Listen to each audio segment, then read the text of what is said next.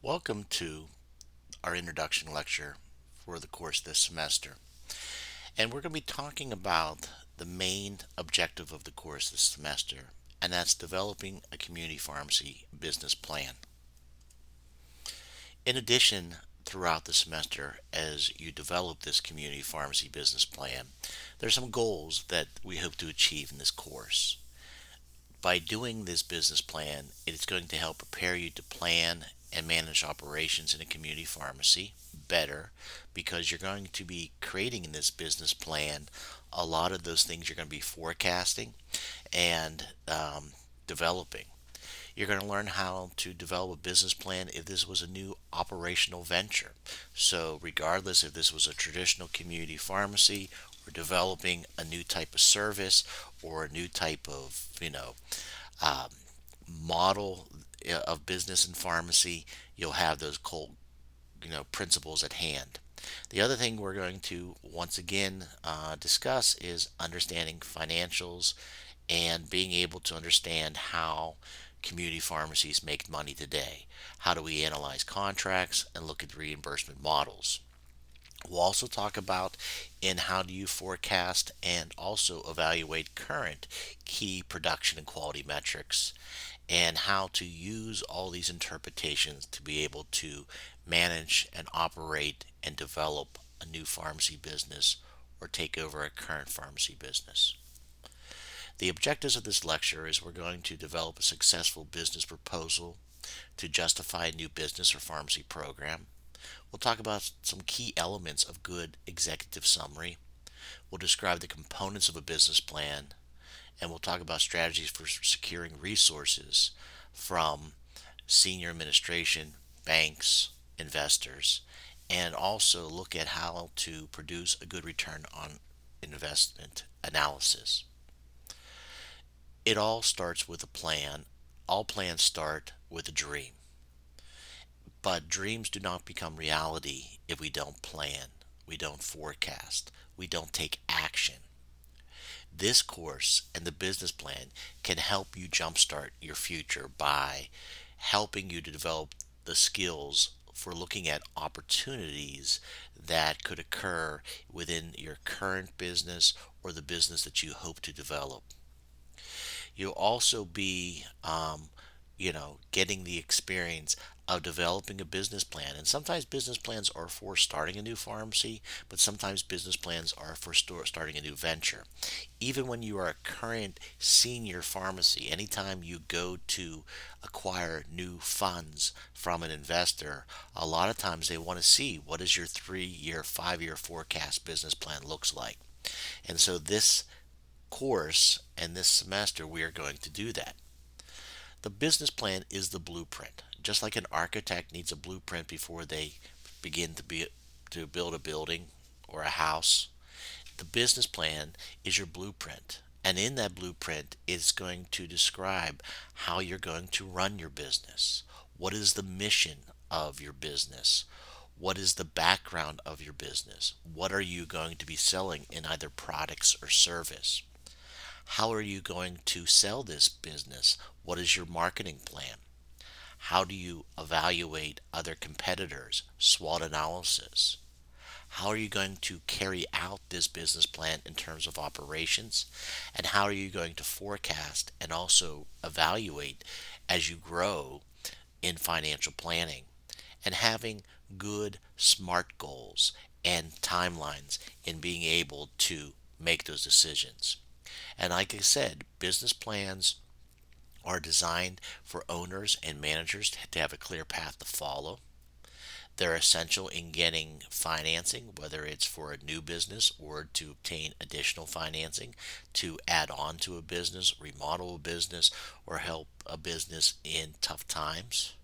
And it will assist in decision making and evaluating the success of your business in terms of operations, employees, and adding new technology to your business like some type of robotics or pharmacy software. The biggest thing we have to think about in a pharmacy business is optimizing the pharmacy's value equation. There are lots of different things that we have to do and the business plan can allow us to do this. We have to be able to satisfy employees and providers that we're offering the business to. We have to be able to utilize our resources better. We have to have, what is our revenue growth? How do we be able to pay our, vendors? How can we budget to make sure that we stay afloat, profitable? How do we develop new business ideas in clinical services? How do we meet our goals? How do we evaluate those goals in terms of return on investment and margins? And how do we meet the current pharmacy regulations that we have to always meet, whether it's with the State Board of Pharmacy, the DAA, or other regulatory entities? So the project business plan is designed to document and outline the external services you are trying to provide for a potential business partner. The business plan should provide vision, list objectives, and provide task lists aimed at the completion of your project or business plan. It should be written to the level of the audience, and so if it's being written for to acquire funding, you would be writing it to administrative bankers. If it's a business plan to implement a new service to your current boss or manager, it should be designed to be more maybe clinical oriented and also some administration. If it's a business plan to sell to a collaborating partner like a physician's practice, it may be need to be more clinical. And also, depending upon who you're writing the business plan, is you need to be able to have appendices of looking at how you're going to evaluate return on investment, how you're going to evaluate growth of it, how you're going to evaluate maybe outcomes that come out of that business, especially if it's a clinically service oriented business. Remember, this can be thought as your business plan as your marketing guide. What is your sales pitch for your business? Stress the positive aspects of your plan and the minimize the negativities, and how are you going to overcome these negativities should be shown within the business plan. The key components of any business plan is an executive summary. That executive summary should be the wow statement. Why am I wanting to do? Why would somebody want to either invest money or to want to partner with you? And that executive summary should give an overview of what are they getting into. The table of contents obviously is self-explanatory. It shows you where things are. The background is important. That is why researching your business ideas is necessary, and this is where you're going to support. You're going to have the proposal of what type of services you're going to provide. You're going to describe the benefits of the proposal and why people would want to use your service, whether it's patients, vendors, providers, healthcare entities, obviously. What are the resources and financial requirements that are going to be needed to make this successful business grow? And how are you going to schedule and how are you going to forecast over the next 3 to 5 years and evaluate the success of your business plan? And then obviously there should be a summary and supported documentation. And supported documentation can be anything from charts and graphs to timeline charts, to also, if you're applying for a bank loan, financials such as your credit history, your current professional resume. Sometimes they want to see past tax returns. The cover sheet obviously should include the company name, the demographics, the company's logo, the owner's name, the date, and the plan of development. The table of contents should have a complete outline and be structured and easy to read, and to be able to follow where different things are on pages or headings. If we're seeking capital funding, we also should have a cover sheet of the name of the applicants in the business, how much of the loan you're requesting, the terms you're hoping to get in terms of repayment, how much collateral that you're willing to put up, statements of personal guarantee, and other things that are required from a banking. And we'll go into more detail of that later on this semester. The executive summary should be a high level overview, and it should be a maximum of 1 page, lots of bullets. The proposal should be about 1 to 2 sentences about your program, a succinct background, the benefits to the organization's goals, a little brief overview of the financial analysis and conclusion. Don't include anything not in the rest of the material. Think of your executive summary like a professional pharmacy journal, research journal article. It's the abstract. It is giving the summary. And then initially it may be all that one person reads. And so it has to be of good quality of getting that person to want to, look more into your business plan. Mission statements should be short and concise as best. And how does your mission set you apart from other competition? It should reflect personal and professional aspirations. The vision should be how will you achieve this mission, and that should be only 1 to 2 sentences included. The background may provide key literature review, whether it's professional literature or clinical literature. You may also give examples of best practices, but also give gap analysis of what is missing out of those best practices today, and how will your business differ, or business idea or new service differ from anything else. What is the current situation in the organization? What are things that you are challenged with in terms financially, regulatory, quality, safety? These also may be reasons why you are creating this new business idea. And then any data supporting the need for this project.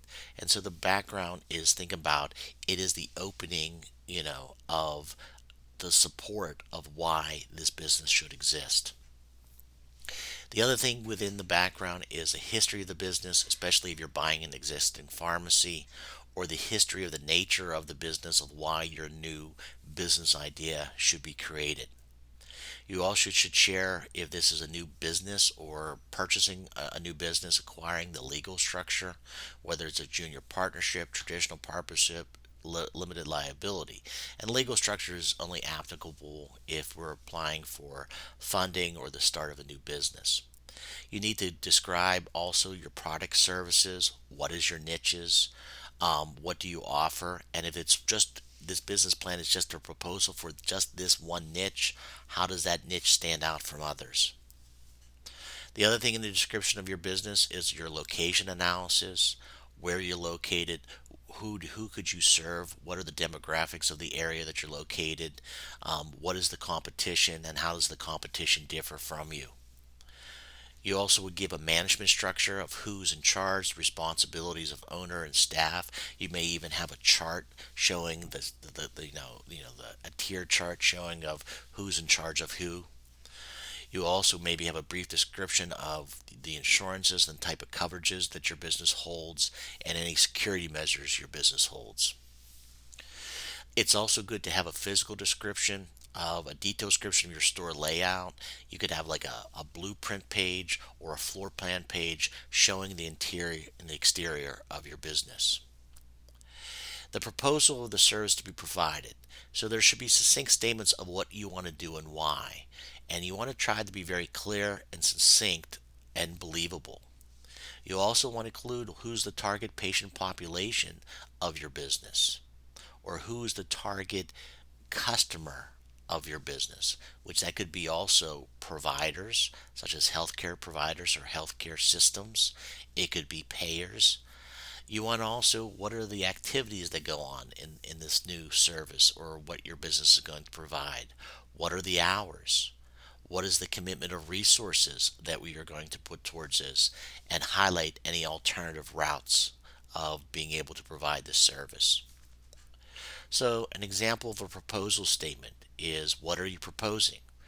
So if this was a business plan to develop a new service within a hospital pharmacy, this example proposal might be the following: to increase patient safety, meet Joint Commission requirements, and to decrease costs associated with adverse events. The Pharmacy and Therapeutics Committee proposes implementing a pharmacy-based anticoagulation monitoring program. The benefits of the proposal: sell based on organizational goals, look for win-wins, patient safety, patient satisfaction, provider satisfaction, operational efficiency, cost savings, continuity of care, reduced readmission rates, revenue growth, reimbursement, patient outcomes, regulatory compliance, quality indicators, education research, input, improved thorough physician efficiency.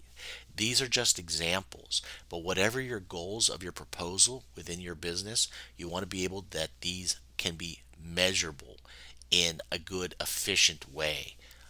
And so, whatever benefits of the proposal, they should be benefits that also can be measured in a time period and evaluated. Your marketing plan.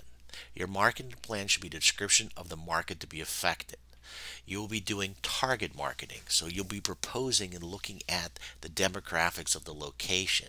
How many people might you be able to serve? So, for example, if you're starting a diabetes service, how many people with diabetes would benefit from your service?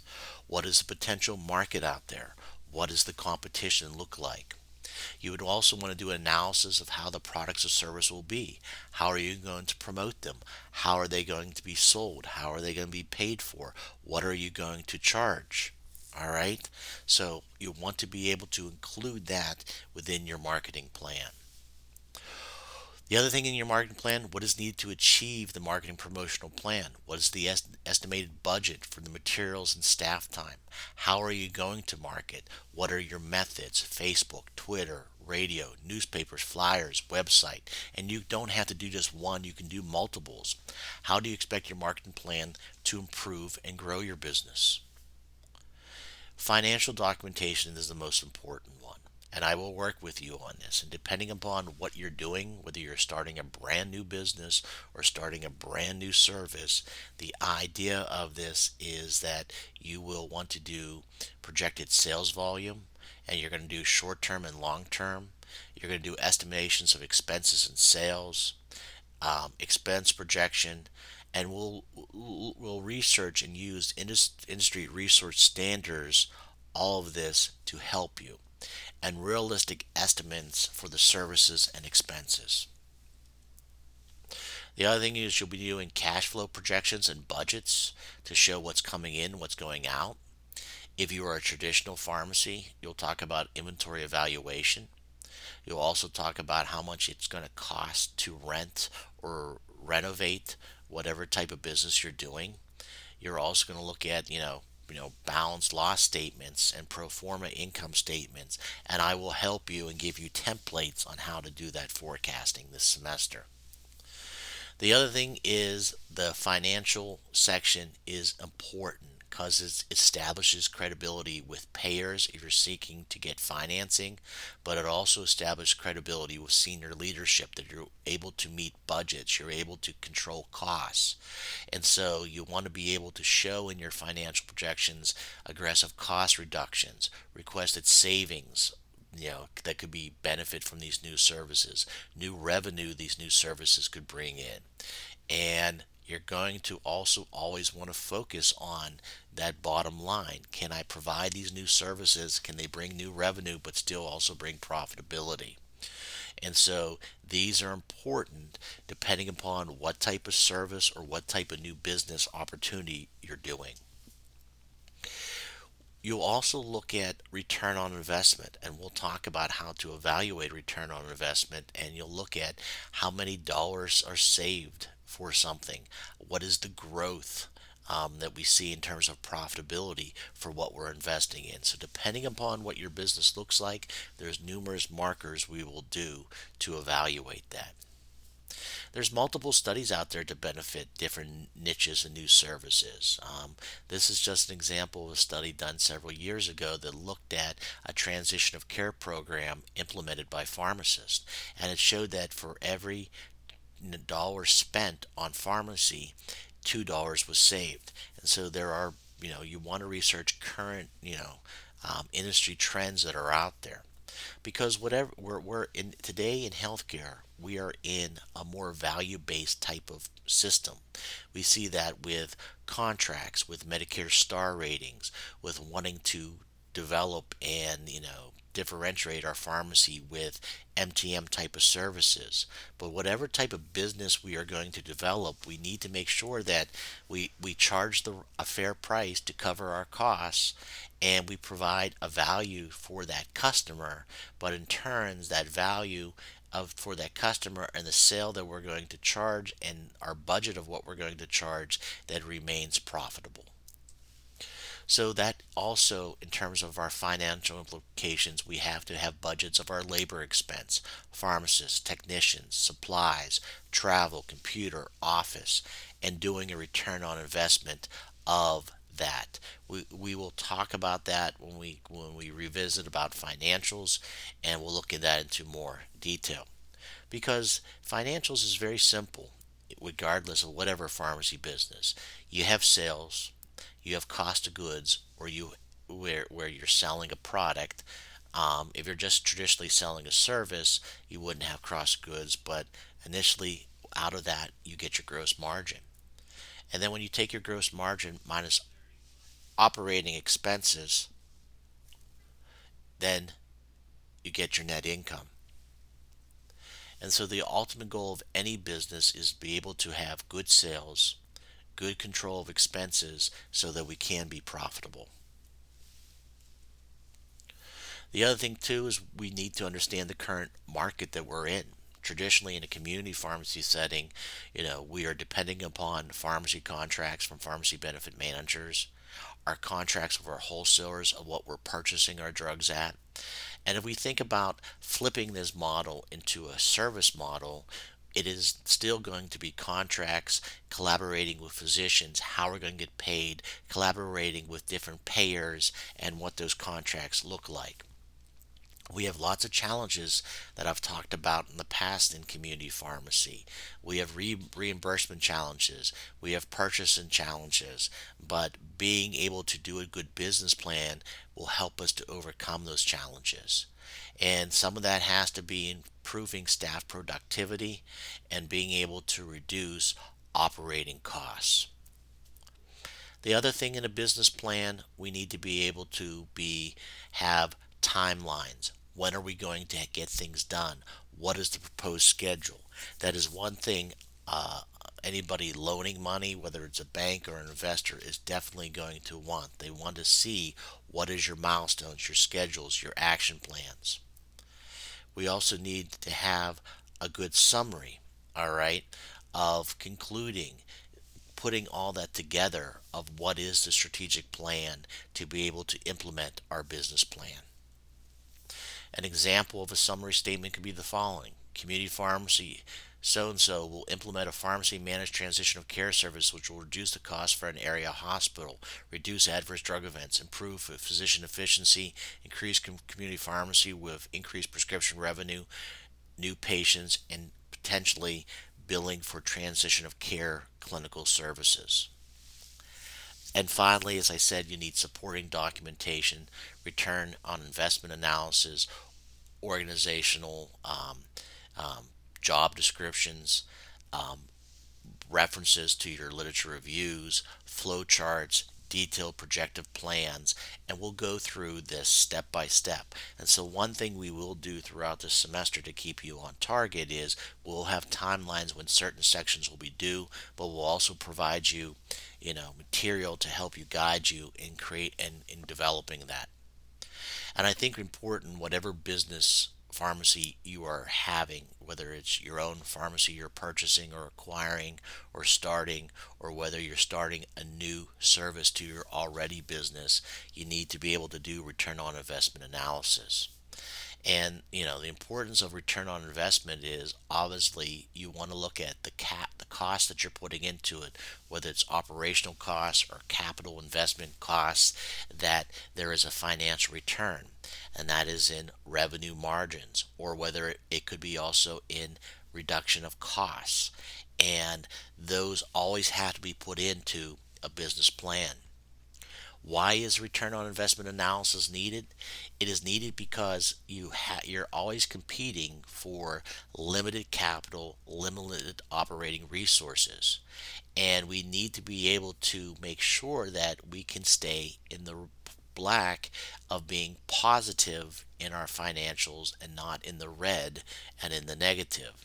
And so a good return on investment helps determine if the implementation of a service or technology will result in a positive or negative financial return. So the simple definition of return on investment is the gain from the investment minus the cost of the investment divided by the cost of investment. And it's pretty straightforward, is are you getting the bang for your buck of what you're doing?